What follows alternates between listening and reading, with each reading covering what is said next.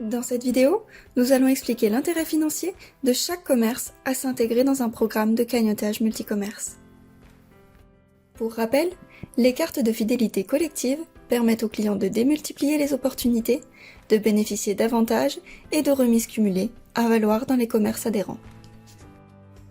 Plus le nombre de commerces est important, plus le client cagnotte et acquiert le réflexe d'usage, consistant à faire ses achats dans les commerces adhérents.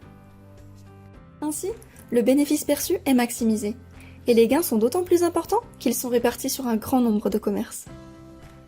Les avantages pour chaque commerce d'une solution collective sont nombreux et à différents niveaux. Au plan financier, le client perçoit l'avantage sans réduire ses dépenses, contrairement à une carte de fidélité propre au magasin qui conduit toujours à une réduction du chiffre d'affaires. De plus, cette formule permet souvent de réduire le pourcentage de la remise accordée, car le client peut démultiplier ses gains dans les différents commerces.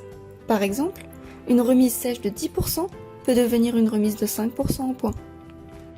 Au plan commercial, la dynamique collective permet de se rendre visible et d'attirer de nouveaux clients, notamment au travers des animations commerciales qui mettent en valeur les offres, les actualités et les événements de votre commerce. Ainsi, les coûts d'acquisition de clients sont réduits et mutualisés entre les commerces adhérents. Au plan numérique, vous bénéficiez sans coût additionnel d'une visibilité digitale et d'actions de communication, avec un impact démultiplié par rapport à des actions isolées. En effet, le taux de lecture des emails collectifs d'un programme est le plus souvent proche de 50%.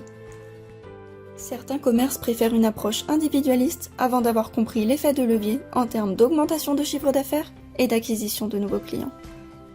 La cagnotte acquise par les clients est une invitation à faire de nouveaux achats dans les commerces adhérents. Le client paye 100% du montant de son achat et cagnotte sa remise, qui est réglée par le commerce au compte pivot en fin de mois. Par contre, la remise acquise dans l'hypermarché partenaire ne peut être dépensée que dans les commerces adhérents de centre-ville.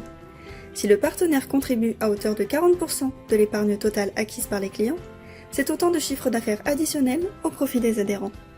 Pour une remise client totale mensuelle de 100 €, chaque commerce doit potentiellement récupérer 166 € de chiffre d'affaires.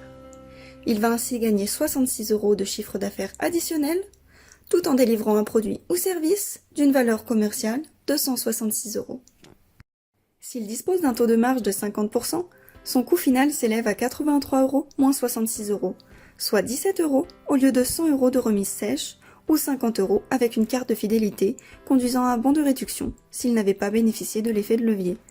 Ainsi, le coût de la fidélité est divisé au minimum par 3, donc si vous accordez 5% de remise, votre coût réel sera réduit à 1,6%. Avec un taux de marge de 25%, le coût net est de 59 € au lieu de 100 € de remise sèche ou 75 € avec une carte de fidélité conduisant à un bon de réduction, soit un coût de fidélité réduit au minimum de 20%. Avec ce raisonnement, il devient évident qu'une solution de fidélisation indépendante est plus coûteuse. Pour cette raison, après la phase de lancement nécessaire pour créer l'épargne initiale, les adhérents sont en grande majorité bénéficiaires chaque mois, à savoir qu'ils augmentent leur chiffre d'affaires pour compenser la remise accordée à leurs clients.